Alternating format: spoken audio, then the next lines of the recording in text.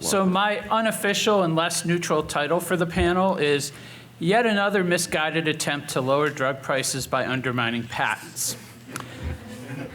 So there's long been skepticism about life science companies' patenting practices. Critics often view any patent beyond the first one on a substance as a mere attempt to delay generic entry and extend profits. So one and done has become their rallying cry. These critics argue that multiple patents on a single treatment create a metaphorical patent thicket, making it harder and more expensive for generic companies to challenge patents, potentially delaying generic entry. So to trim these metaphorical thickets, they've proposed a number of metaphorical weed killers. Various changes to patent law have been proposed, and the latest alleged weed is continuation patent applications.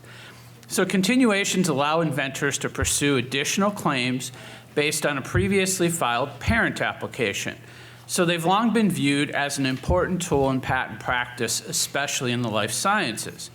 Recent developments have made continuations more perilous. The USPTO's unusual proposal to change terminal disclaimer law and the Federal Circuit's decision in Re Select, among other things. So our panel will explain and explore continuation practices, their importance to companies, particularly in the life sciences, tell you some real-world things about how patent applications are prosecuted, and the potential impact of the recent court decisions and PTO guidance. So we'll unpack these issues and their significance for the industry and consumers alike. Okay, so we have a distinguished panel here to help us understand these. So I'm going to introduce each of them in turn as they come up. Just very briefly, you can look up their bios, of course. So first we have Douglas Park. So Douglas is pinch hitting for my colleague Emily Morris, who's home with COVID, unfortunately. So Douglas Park is a research fellow at the University of Akron School of Law, where he works with me and my colleague Emily Morris, researching and writing on life sciences IP issues. Doug has been working with Emily Morris on this topic and has agreed to step in to provide some of the information Emily was going to share. Doug is a graduate of Penn State Dickinson School of Law and Indiana University. So I'll let Doug get started with his brief opening presentation.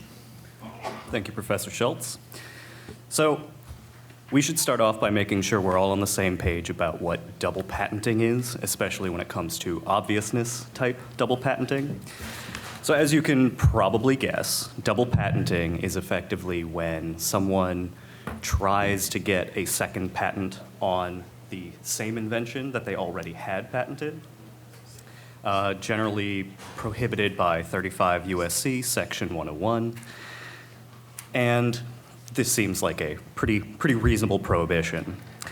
Now, the conversation today arises when someone tries to get a patent on an invention that is not the exact same as the already patented invention, but is obvious to a person having ordinary skill in the art.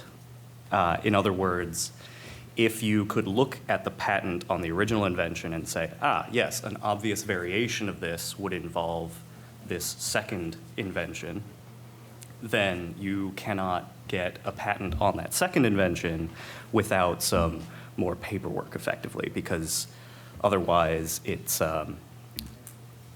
basically counter to public policy for patents. It prevents us from making available to the public these obvious follow-up inventions.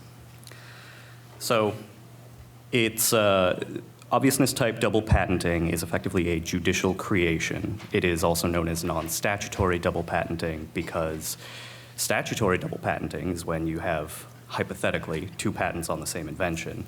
This is two patents on two different inventions that are just close enough that you can draw a direct inference from one to the other.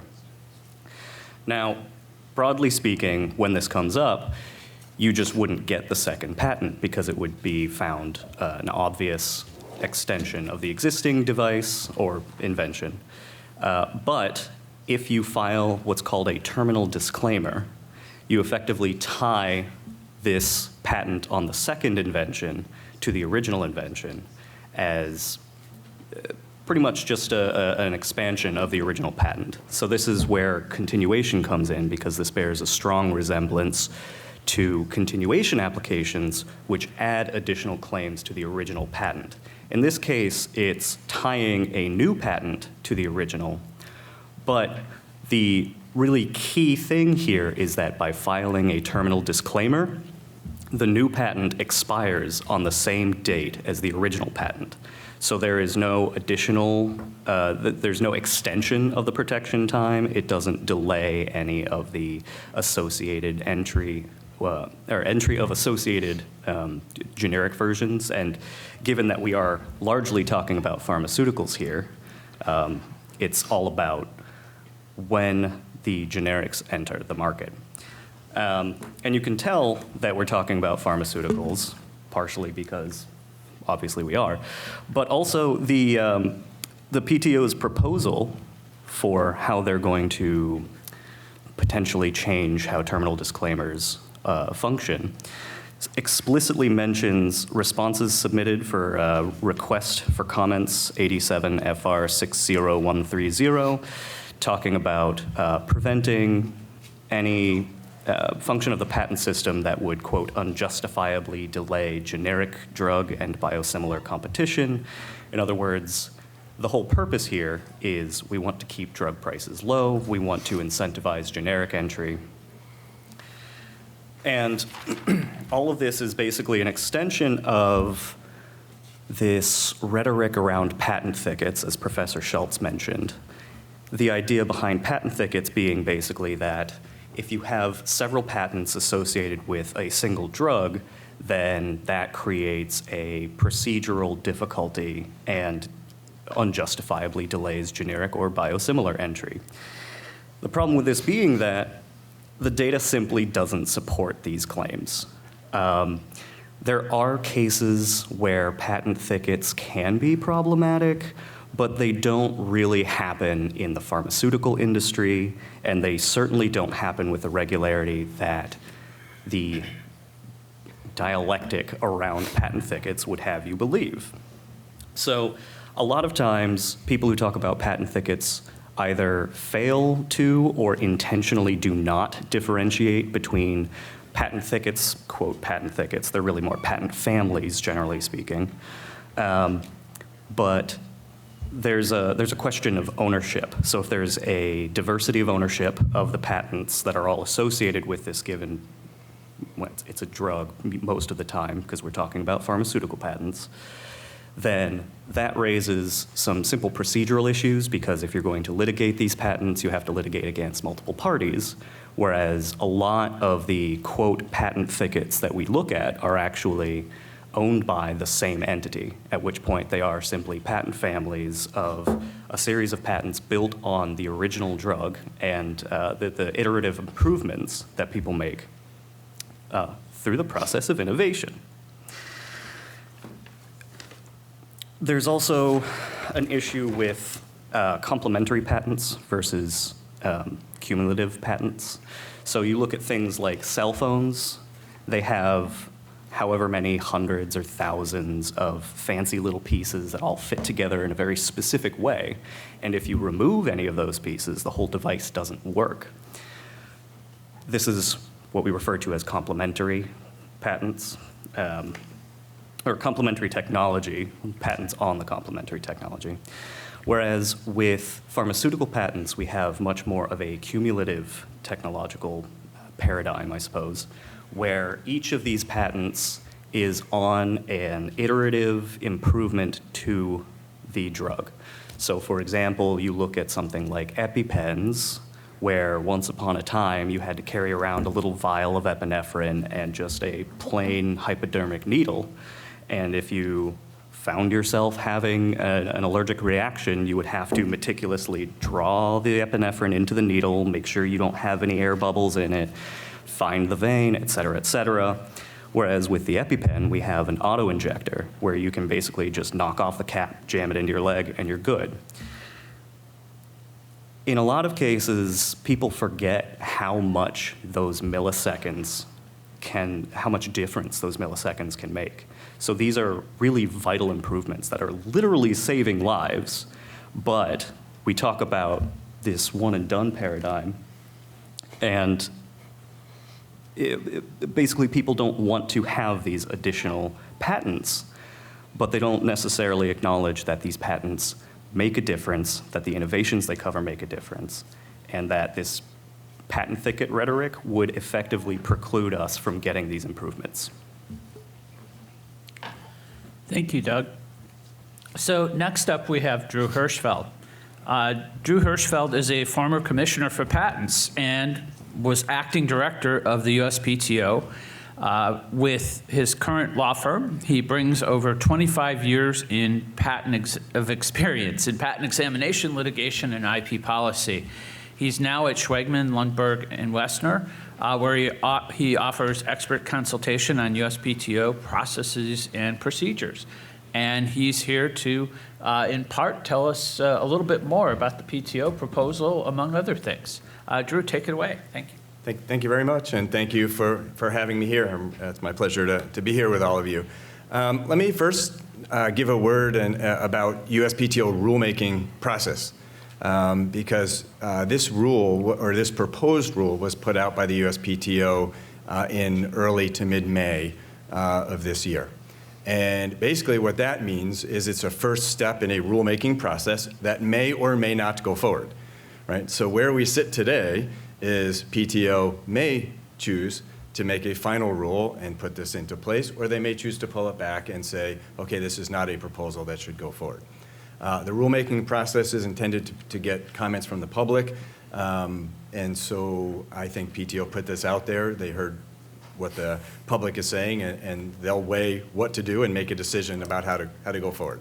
So I just wanted to put it out there that while this is proposed by USPTO, none of us sitting here know what's going to happen as next step. I shouldn't say none of us. Maybe there are some of you that do know, but I don't know what's going to happen. I know there's some PTO people that are here, so maybe they do know. In any case, I wanted to explain a little bit about what the proposal would do, maybe in the bigger picture. And then I wanted to drill down into, I know I don't have too much time, so I'm going to be pretty quick here, but drill into the weeds of what that would do for patent examination. So let me start with the biggest picture. Generally, right now, as we sit here, every patent claim stands on its own merits. So if you have a patent application, or a patent rather, and you have 20 claims, and one of those claims is found to be invalid by a court or any other way, the other 19 could still be valid, right? What this proposal does is as far as anything linked by a terminal disclaimer, it undermines that entire process. So you could have a single patent claim found invalid, and not only would the rest of your claims be unenforceable, right? Because this proposal would make you state, if you're going to file a terminal disclaimer, that your patent would not be enforceable if any of the claims linked together by the terminal disclaimers were found invalid. So what that basically means is you can have an entirely valid patent claim in a patent that would be unenforceable if there's another claim in that patent that has been found invalid. Even going further, you can have an entirely valid patent. Every single claim in that patent is valid, and it would be unenforceable if a single claim in a patent family is found invalid if they are all linked together. I will just share my views. I think you probably figured it out already. This will not help drug pricing. I do not see this being any benefit. As a matter of fact, I think there's going to be a lot of unintended negative consequences that will occur here. So I just wanted you to understand the big picture that how this would change the fundamentals of what U.S. patent laws are based on. And I'll also just say that patent laws cover every single claim. There's processes in place. If you shouldn't have received a claim, there are processes where people can challenge that, and that can be found invalid. Again, this changes the whole dynamic, so I'm hoping that PTO takes that into consideration. I also just wanted to mention quickly what this would do to patent examining. I was an examiner. I oversaw all the examiners for a long time. This would make examining much more challenging because let me tell you what I would counsel, and since I'm not at the PTO anymore and being on the outside, what I would counsel my clients is do not, if you get a terminal disclaimer, you do not just, if you get a double patenting rejection, you do not file a terminal disclaimer. You're going to fight like crazy with the examiner to remove that double patenting rejection. You're potentially going to abandon those cases where you can't get a patent without filing a terminal disclaimer, and you're going to file more applications to try to get other applications allowed without a terminal disclaimer. So in my opinion, this is going to create a lot more work for examiners. It's going to create a lot more cost into the system. It's going to have the unintended consequence of making the patent examination more expensive for people, which of course is going to hurt the most people that are going to be hurt by that are people with the less resources. So I think this is, just to be blunt, I think it's ill-advised. I hope it doesn't go forward. I'll stop there and let the rest of the panel weigh in.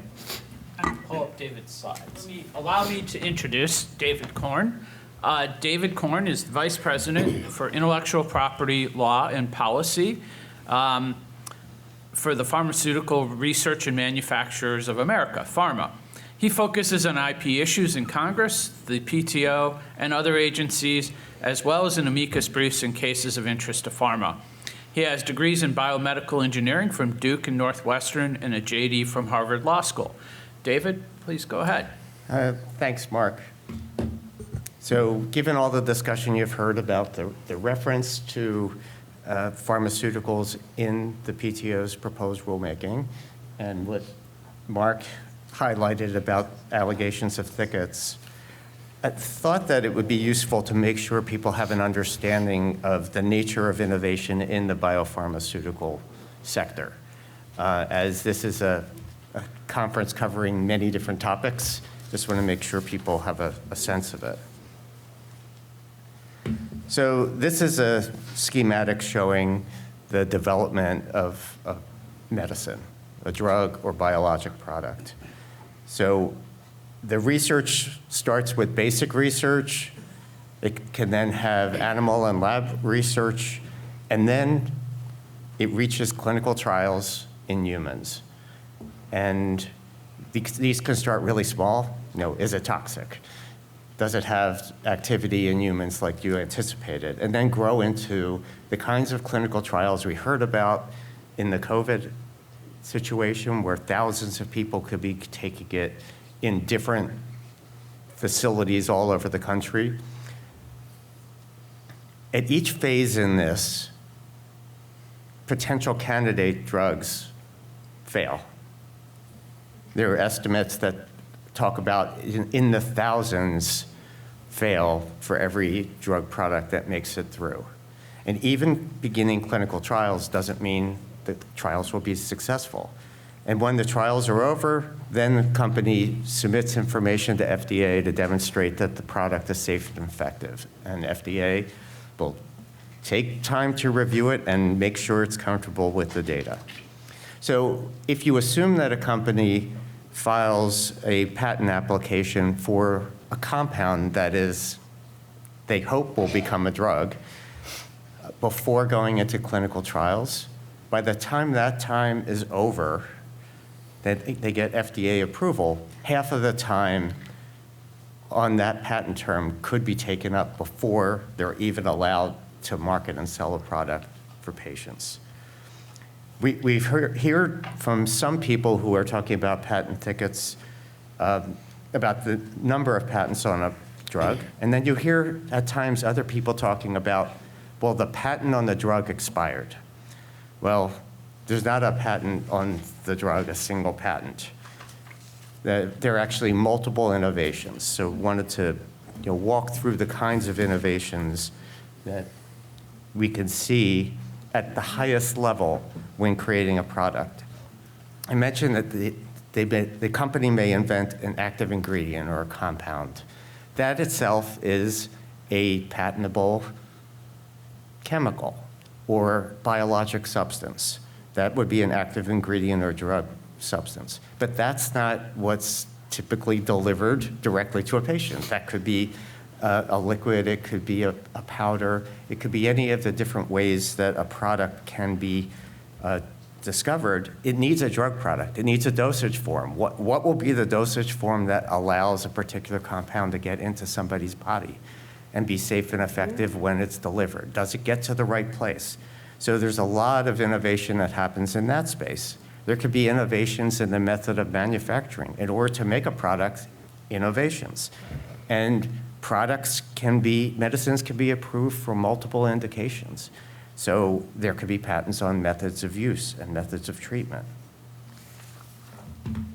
Now, we've talked so far about getting to FDA approval, but R&D doesn't stop at initial FDA approval, nor should it.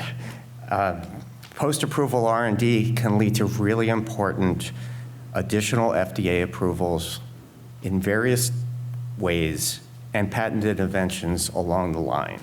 Companies learn more about a drug, its uses and ways to make it over time. When it's on the market, you're including the knowledge that's been developed over time. The science expands, and the companies are improving the product over time. You could have these new uses. You could think of ways to deliver something to a child. It's not the same product that people in this room are taking. You can have a product that you've taken for 3 times a day delivered for once a day. You could have that be delivered once a week. You hear there are injections that can be even longer. And you could have different, more convenient dosage forms, something where a product is given in a cancer center, in an intravenous infusion. Is there a better way to get that to people so they can take it at home? So all these kinds of things are done after approval and can lead to patentable invention.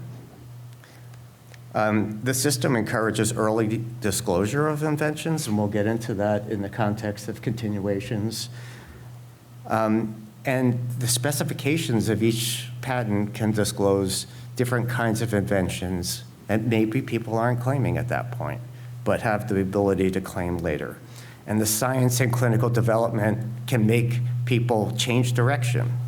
People may be going in one direction and say, that didn't really work ideally. Let's try a different variation that could also have been disclosed in the patent application. So flexibility in the process is important for being able to claim the full scope of important inventions. I'll stop there. We can talk more on the policy side. So let's have some fun. I'm here for being in the trenches and actually. Mercedes, can I introduce you? No, don't bother. You They need already no know I'm introduction. loud. Mercedes Myers is a shareholder at Banner Witcoff, specializing in IP for life sciences companies. With over 2 decades of experience, Dr. Meyer has been a leader of the IP bar, including as a vocal advocate for women in IP law, spearheading initiatives like the IPO's Gender Diversity and Innovation Toolkit. Mercedes has promised to throw bombs. So wake us all up. Oh, nobody's allowed to go to sleep in any of my lectures. Okay, so there are a couple things I want you to think about as I go through my 2 slides before we get into the real fun. The first is the risk-reward ratio. How do the multiple legislative, judicial, and agency actions impact the risk and reward and the risk trade-off for innovation? Because our patent system, the US patent system, has been copied around the world. It's so good, and we're making it into Swiss cheese. So what you don't know is that this is Groundhog Day 2. And I am sure former Undersecretary David Kapos will get to this later. Yes, I saw that, Dave. Freddy Krueger is back. Because if you weren't around for Halloween 2007, boy, did you miss a fun time of filing continuations. And why am I sort of getting to that? It's not the first time we've done this. Yes, I'm rather colorful and dramatic. Back in 2007, we had increasing PTO fees for continuations. Heck, they were going to limit continuations. Oh my God, they have that on the Hill currently. They were going to limit divisionals, where you had to file all your divisionals all at once. Another reason that we were spending a lot of time close to midnight filing. You had duty of candor issues, where they were going to limit when you could file. We have lots of diagnostic problems ever since Myriad, because of course, you know, it's a government taking. You have your property? No, we'll take it away. What's obvious? The courts think everything is obvious. Then we have skinny labels. So I'm trying to give you the really huge picture of where drugs stand. But it's not just drugs. Because who are the biggest problem children when it comes to continuation practice? Not the drug companies. It actually is, if you refer to Dr. Google, the top filers are eBay, Sonos, Lutron, Palantir, Dolby, Lumen, ResMed, Elliott Management, Semiconductor Energy, and oh my gosh, there's one life science company, Edwards Life Sciences. Okay, does that sort of set it up that, you know, possibly there's more than just the pharmaceuticals involved? Yes, I helped write the IPO commentary on the proposed rulemaking. And I can tell you, we had everything from high tech to water purification in that room with concerns. And this is going to impact everybody in every state from an innovation standpoint. And there's a lot more going on. What could I possibly be talking about? Inflation Reduction Act, as I learned this week, sitting on another panel with David. Yes, we're doing this again. The magic numbers are 12 and 9. Why are those magic numbers? The magic number 12 is the average of time that drugs get exclusivity and patent term extension on. It's not 100. Somebody said that aspirin had 100 years of patent protection. I still don't get that. Anyway, so there's a lot of fake news out there. I'm not going to say fake facts because that would make it seem like a fact. It's not a fact. It's bad it's bad whatever. It's not even data. It's lies. Anyway, so where does the 9 come into it? Well, there's something called the Inflation Reduction Act, which only mentions the word patent once in it. And most patent attorneys aren't even following it. The 9 years is how long it takes before the government can say, you're going to have price negotiation. But it's actually not negotiation. It's out and out blackmail. You will do this or you're going to spend multi-millions towards billions of dollars for not doing it. Okay? So guess what pharma's doing? They're saying, we're going to go away from making small compounds. We're going to go to biologics. Why are they going to biologics, you say? Well, they get 12 years of exclusivity. It's guaranteed. Now, could the government still play games? I'm sure, because the government gives and the government takes.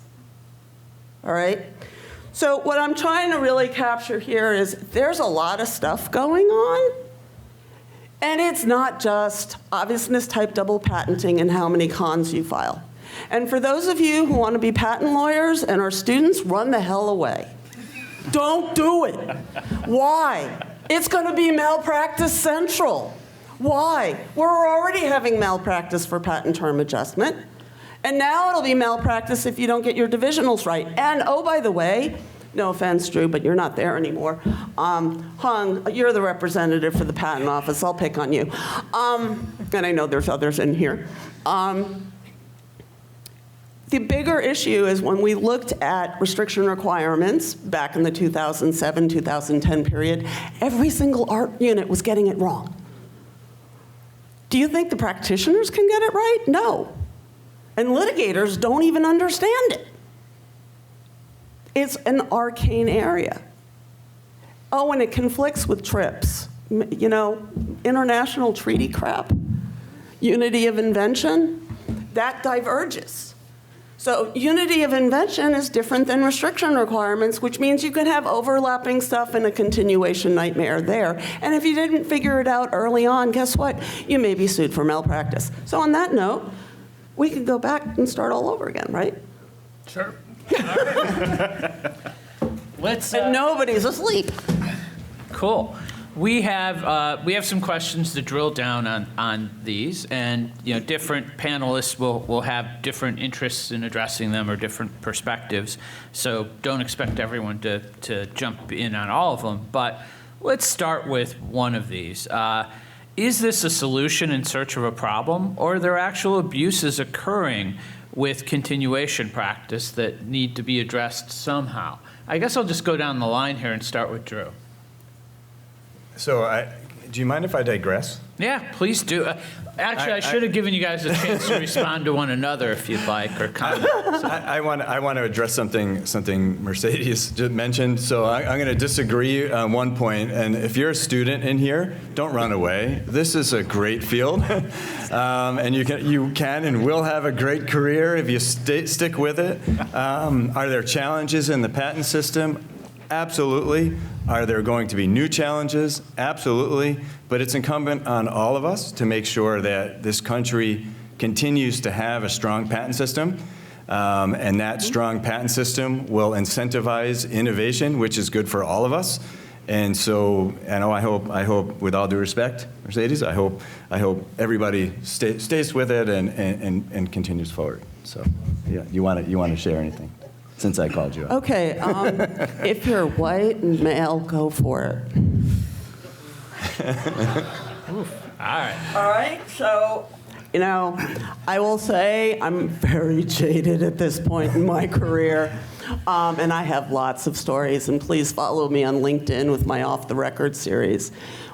But when women are still hiding the fact that they're pregnant and working, I'm sorry, run away from law. Any law is bad for your health. Well, at least this isn't my law. Really digress. At least this isn't my law school and my law students. You're trying to scare away. If you'd like to transfer to a more affordable school. So okay, and let's try that question though. Are there actual things that need to be fixed, or is this a solution in search of a problem? And Drew, if you want to take another shot at that, or we'll just I won't digress this time. But I felt the need to share the thought. So, first of all, I'm struggling with the question because it's really not it's not solving anything in my mind. I think it's going to create problems. So is there a solution looking for a problem? I don't know. I'm a firm believer that there's patent laws that work. And if people have invalid patents, those patents, especially, quite frankly, in the drug spacing area where there's a lot of money at stake, those patents are going to get challenged. And if they're not valid, there's laws that will handle this and address this. So I think the laws are in place. They work. I don't think there's something separate, some big issue that people are sneaking by and extending, lives of patents that the laws wouldn't permit. So I think we've got the procedures in place to be able to handle these issues. I agree very much with, I'm not sure who made the point about the rhetoric and the false information that's out there. I think there's a lot of that going on, and it's incumbent on all of us to try to make this an honest conversation and a real conversation that's geared towards helping the country. But again, just to be clear, my view is we've got the laws that are in place, and they'll handle, I think they appropriately will handle valid and invalid patents as they should be handled. David? I agree that there's no need to change the law in this space, or the policy is certainly as proposed. One of the things we keep hearing is about patent thickets and as being a driver of this. So let's talk about drug pricing and patents. People don't always realize that in our space, a patent helps get a product on the market, and when the patents expire, a generic or biosimilar is on the market. And when that happens, the market changes dramatically. And if you look at the data, looking at prescriptions right now and the prescriptions that are actually filled in the US, 90% of those prescriptions are filled with generic or biosimilar products. So we have a world where there's the rewards for invention and getting the products that are safe and effective to patients and improving them. And then we have a system that changes the marketplace and leads to lower prices after the patents expire. In terms of the patents themselves, it's useful to think about the PTO's recent report, the drug patent and exclusivity study that came out earlier this year. They addressed allegations about patent thickets and that were raised by certain groups, and there was a congressional letter to look at the data. And while the report doesn't, do one-for-one, comparisons, the report shows that the kinds of allegations about numbers of patents and years of exclusivity are off base. The office highlighted that once a patent term ends, the claimed inventions are in the public domain regardless whether continuations are filed, right? And Drew talked about how with the continuation, you and Douglas, there's no extension of term. And if you end up with a situation in a terminal disclaimer, there's also no extension of term.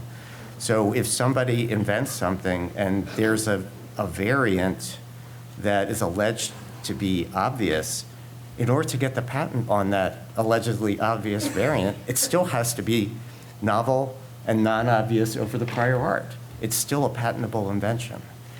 So I think some of the false narratives are driving some of this. The PTO said in the study, the results illustrate that simply quantifying raw numbers of patents and exclusivities is an imprecise way to measure the IP landscape of a drug product, because not every patent or exclusivity has the same scope. When you look at the patents over time, they're different. They're not all the same as the original patent that claimed an active ingredient.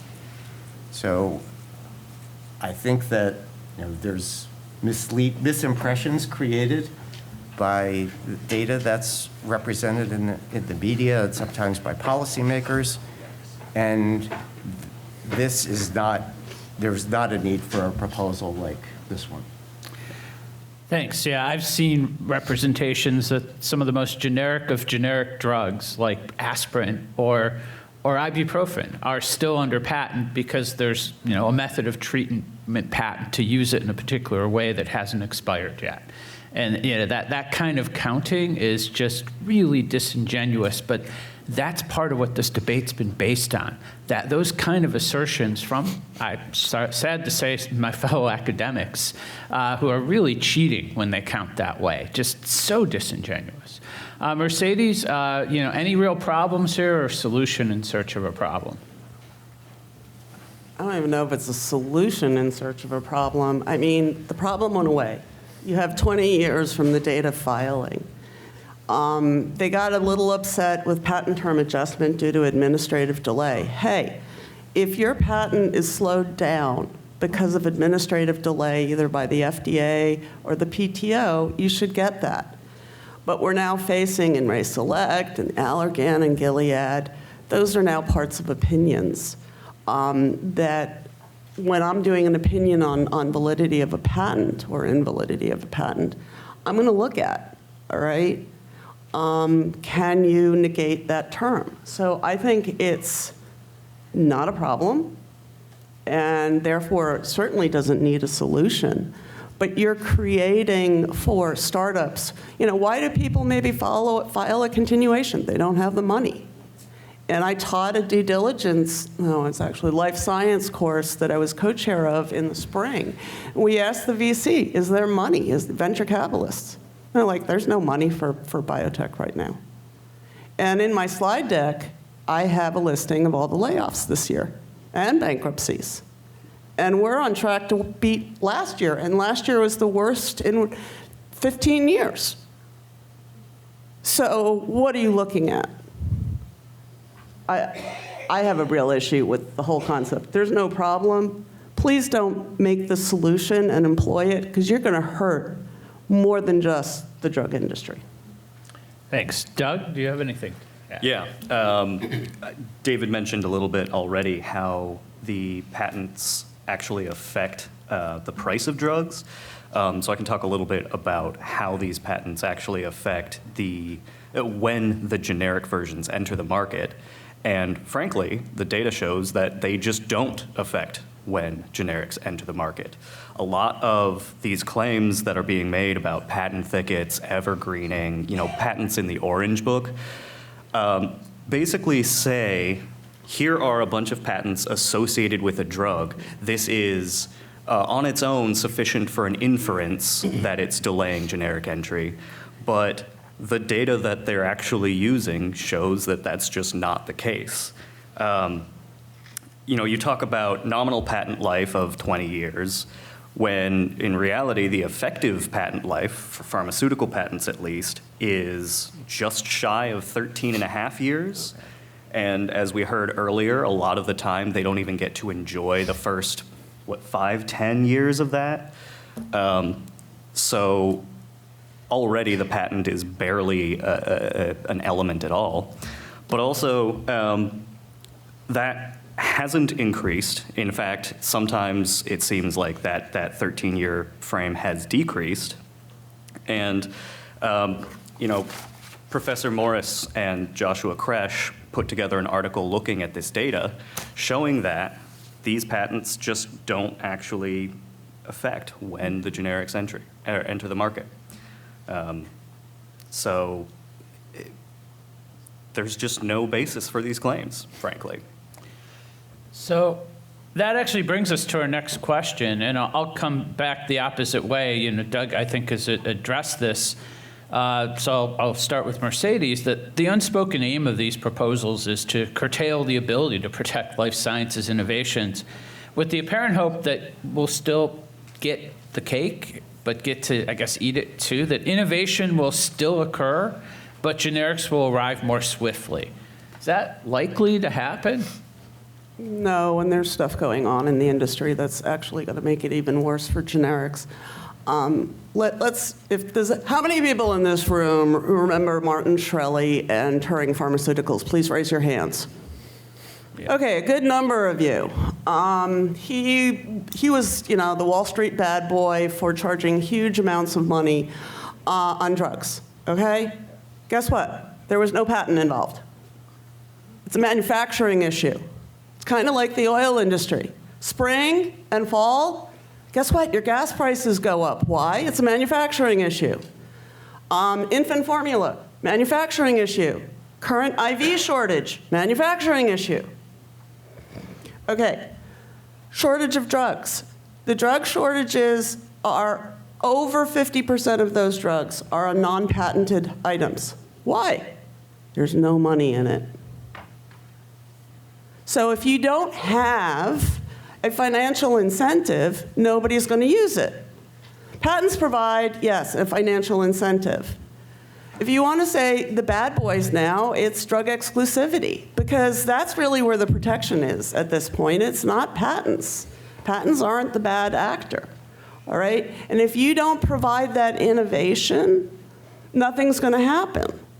And I've lived through so many examples from Zika virus. No, we can't do the vaccine using the Brazilian strain of Zika because could that be genetic resources? There's so many different ways right now that these things are getting tied together. So when I look at drug shortages, and we had the drug shortage recently with Ozempic and Mounjaro, okay? So the FDA turned around and said, okay, it's a shortage, the compounding pharmacies can make it. Compounding pharmacies were putting it out there that this is the same as Mounjaro, or this is the same as Ozempic. They're not the same, they're under patent. Actually, they're under, if it's Ozempic, a lot of patents. So they got their manufacturing up. I mean, Lilly spent millions to get their manufacturing up. What is this going to mean for the generics? It is diluting their price because those compounding companies are like whack-a-mole. It's like eBay. How do I get it off eBay? They're mismanufacturing my drug. How do I get it off Amazon? Same thing. It's whack-a-mole. You think that that's not going to continue? They figured it out. So, all right. I've lost train of my thought at this point. Keep it going down there. All right, David. Sorry, so passionate. David, can they still get innovation while making generics come in quicker, and will this proposal help it? Well, this proposal is aimed at, as Drew mentioned, it impacts incentives for innovation. It impacts how people would be looking at prosecution going forward. It impacts what could be patentable and survive the process later in the innovative life cycle for products. So it really could have an impact on the kinds of innovation over time that people would get. And the proposal itself, Drew mentioned unintended consequences in the prosecution, but the risk to innovation for people is in part because of what Drew was talking about. One claim to a patent can make unenforceable the rest of that patent, another patent, if there's a terminal disclaimer, another patent, and the reliability of people's patent protection does impact where people are able to invest money. And so there very well could be an impact on innovation in some areas, all areas, we don't know. But the number of unintended consequences are severe in this one, in the patent process and potentially in other areas. And let's remember, this is not a proposed rule about biopharmaceuticals. There's one reference to drug prices in the Federal Register notice. This applies to everybody who's in a patent space in this room. It would apply to every technology that relies on the flexibility of patent prosecution to help innovate over time for their products. Drew, do you have comments on that? I just want to reiterate that PTO cannot make a rule that would impact one technology different from the way other technologies would be impacted. So this would apply to everybody. So I know we are talking about pharma here, but make no mistake about it, as other panel members have said, this would apply to everybody.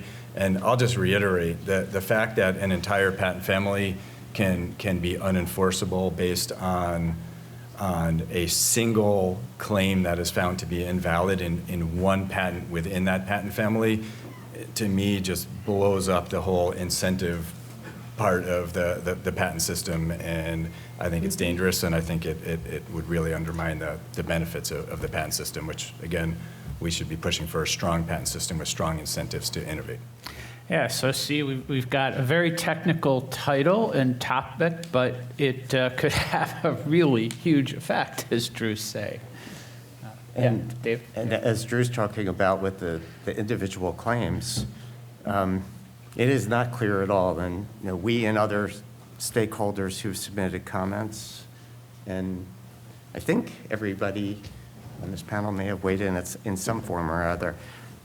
It is really not clear that there's statutory authority to go in this direction.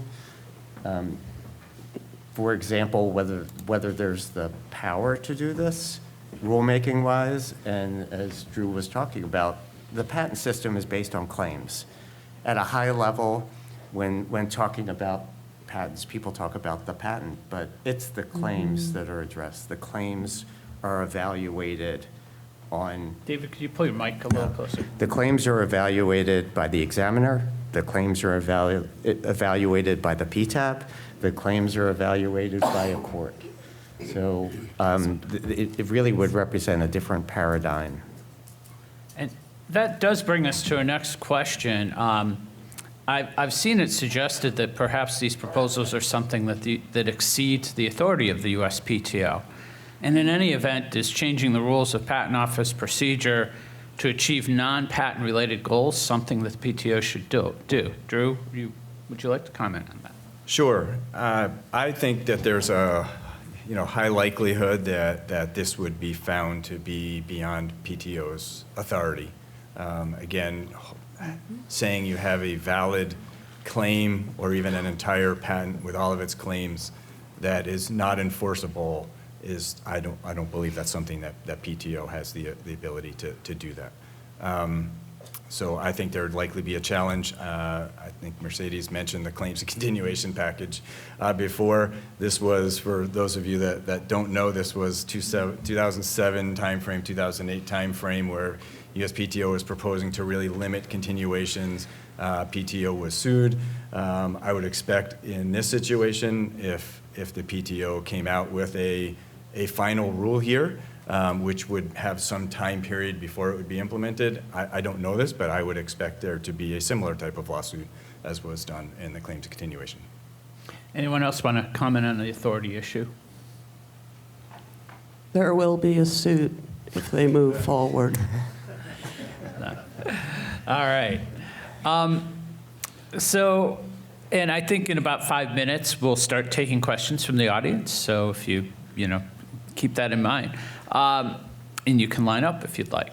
So how might these changes shift life sciences investment in terms of subject matter areas, types of innovation, and I think particularly the ability to obtain investment at the early stage for marginally riskier innovations? I'll jump in the middle. I'll start with Mercedes and then go to David, and we'll give Doug and Drew a chance to chime in too.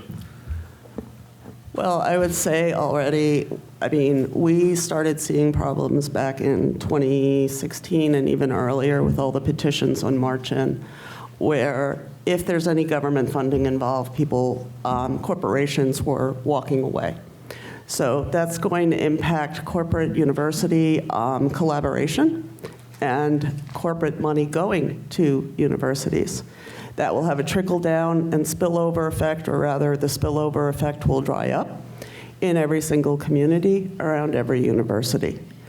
Venture capital and private equity are leaning away from giving any money to anything that is touched upon by government grants. This affects not just drugs, but across the board. NIST asked for comments. I really love the fact that the FTC, which only reports to the president, submitted comments saying NIST was absolutely right. And NIH, of which, there's nothing about drug pricing in the Bayh-Dole Act. Just really have to emphasize that.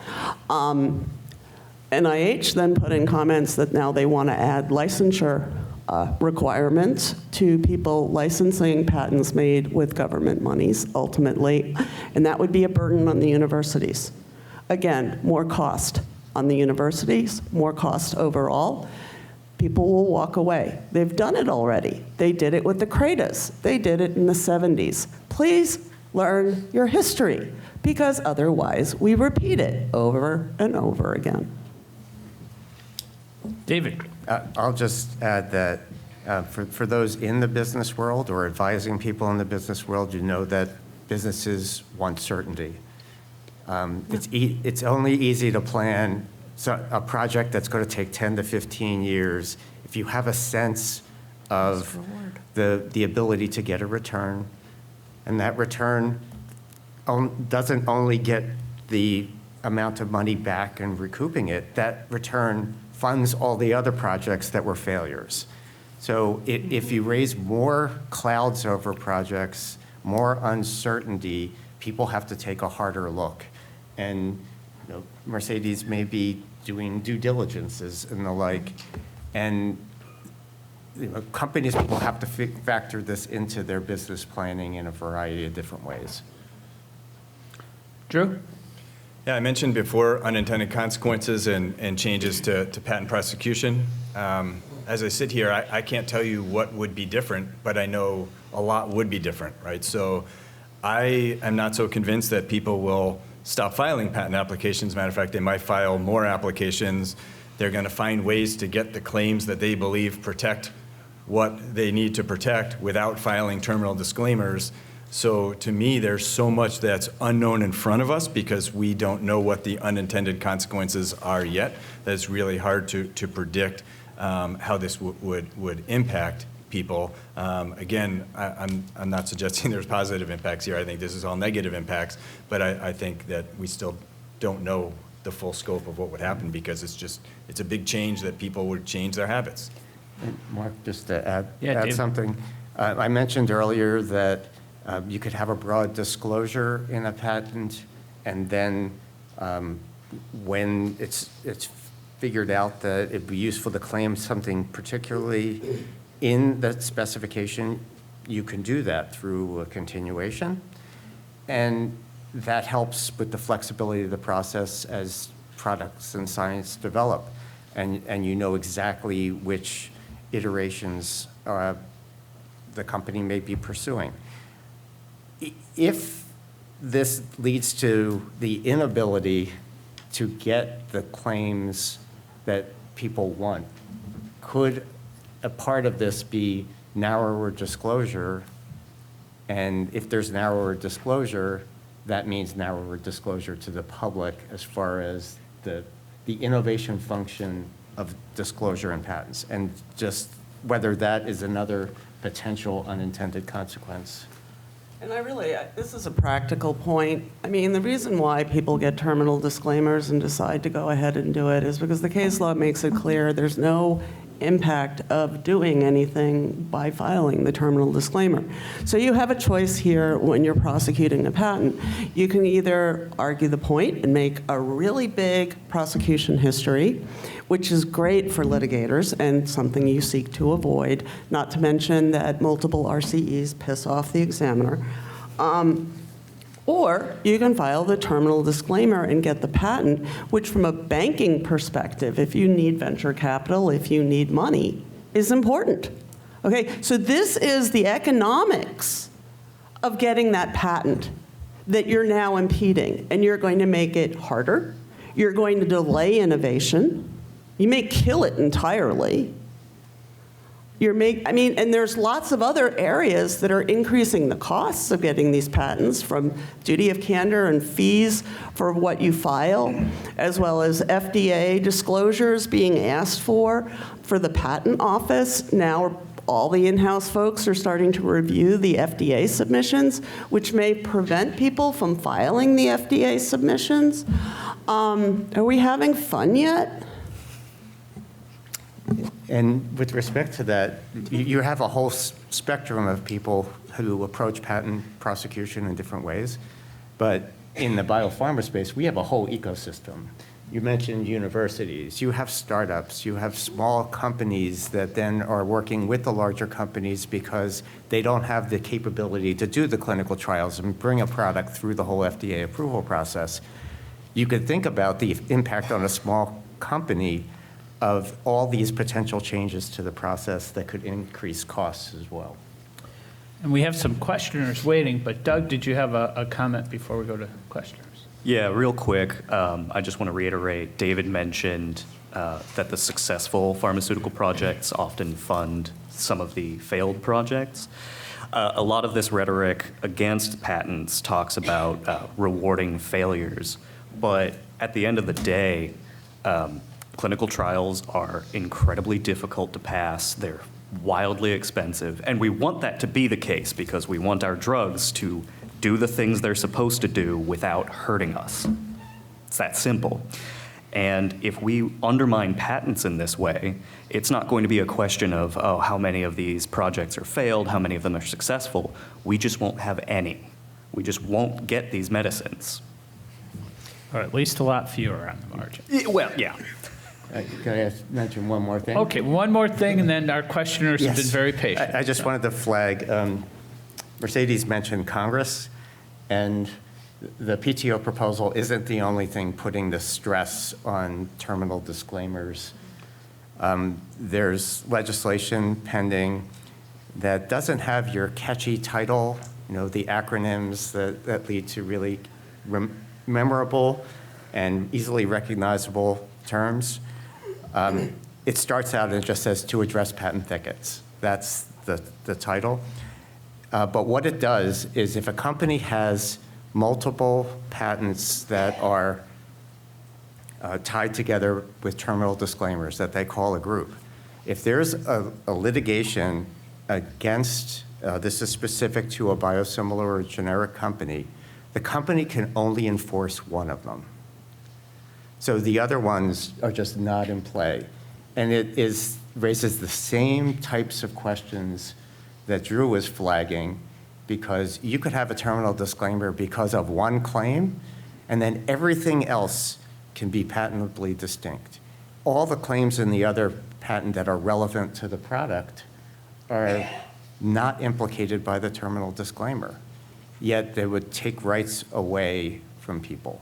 And you can think about how that could lead to impacts on innovation, complexity in the litigation process, and when we already have specialized litigation that's efficient for generics and biosimilars, and without even flexibility.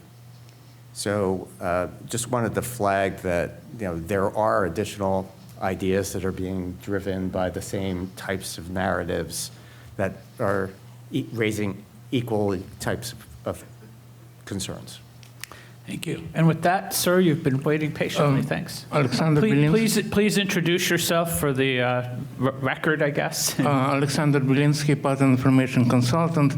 I work for a major pharmaceutical company and support pharmaceutical innovation.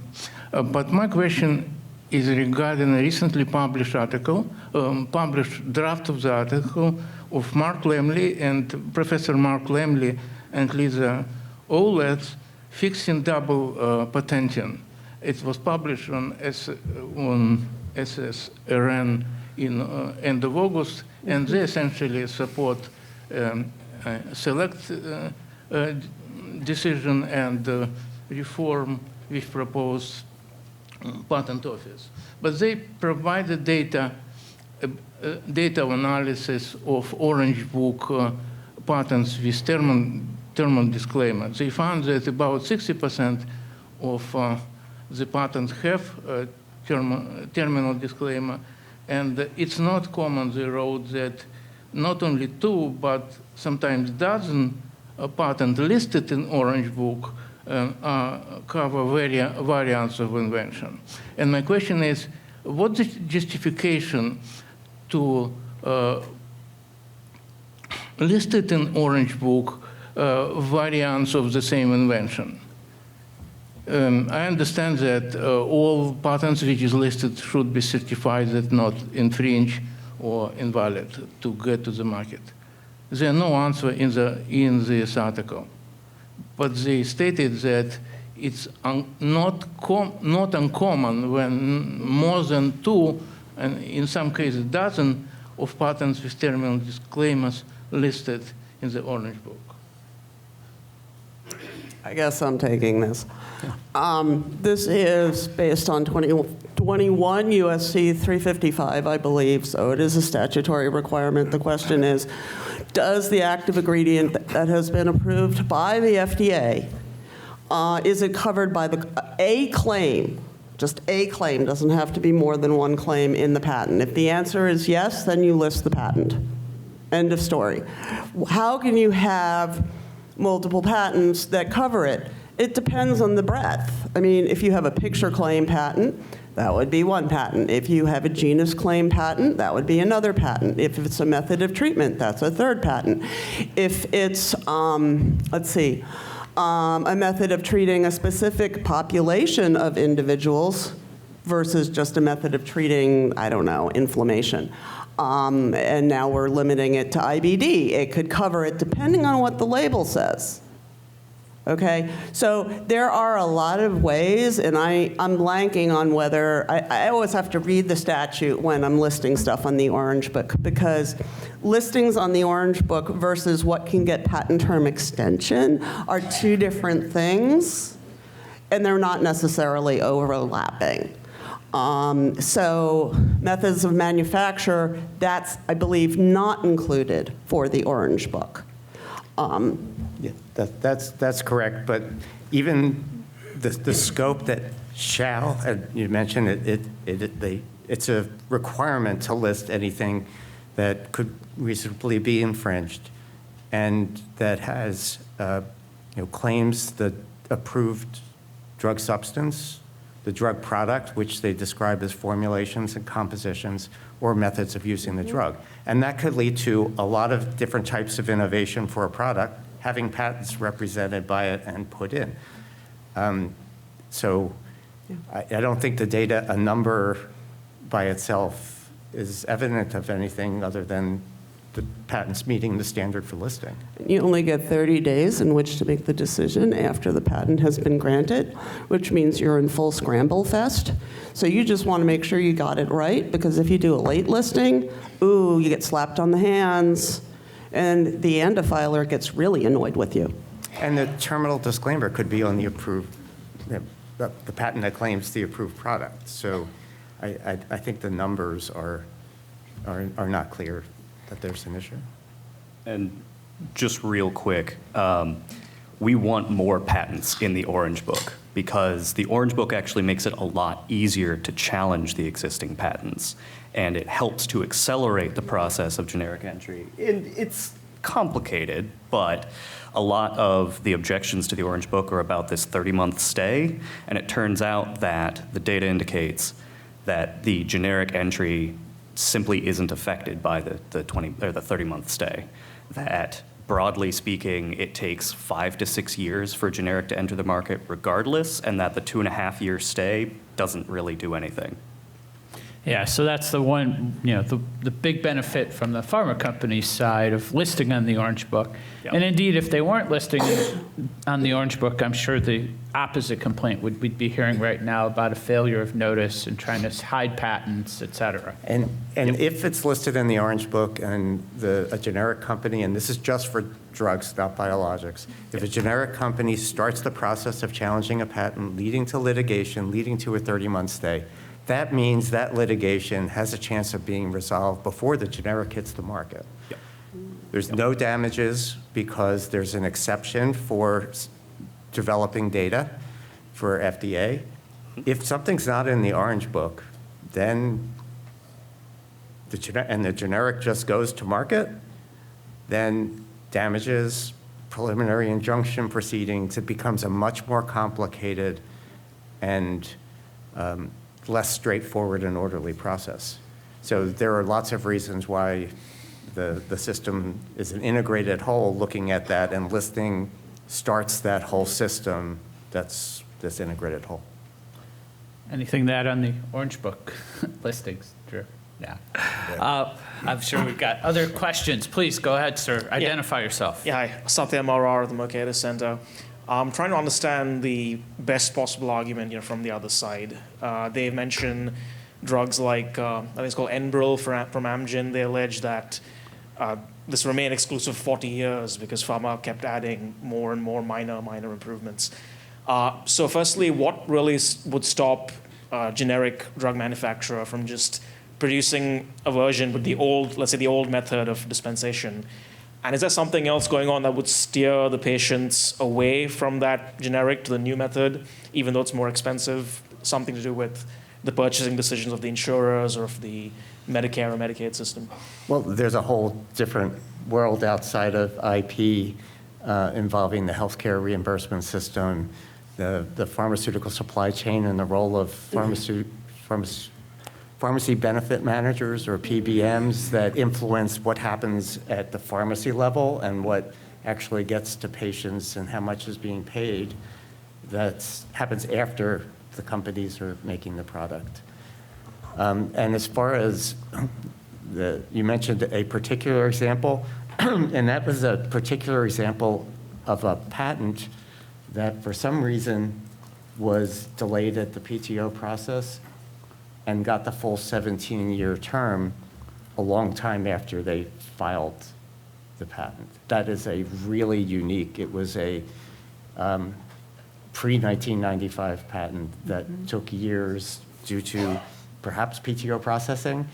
And a court looked at that and said, there is nothing, no games or anything else like that by the innovator company in that case. That's one where there actually is a court review of it. And to be really clear, once the active comes off, we gave the example of insulin. Yeah, you can give insulin in different ways. And there are other options out there, okay? We're getting back to, is it under patent? The patent will control the price, but there are other means, so once it comes off, that's fine. What we're seeing with the data in some of these papers, and as it was reminded to me, and I'm going to really offend all the professors in the room at this point, is law articles are not peer-reviewed. It's not like a medical journal, okay? So the data is what the data is, and there may be biases about who's paying them. This was pointed out during the Hatch-Waxman policy talk that David and I gave earlier this week. When we looked at the data, they were lumping everything together. So if something got an orphan drug exclusivity, all right, so that would be then tagging on 7 years to a specific patent. That's a specific label. It doesn't extend the entirety. So if the drug is otherwise off patent, anybody can use it, all right? Then you're going to look back to a manufacturing issue. I have repeated, shortage of drugs, the predominant number of drugs that are out there that are in shortage, over 50%. There's no patent tied to it, and they're not making it. The generic makers aren't making it, and others aren't making it because there is no financial incentive to do so. Thank you to our panel.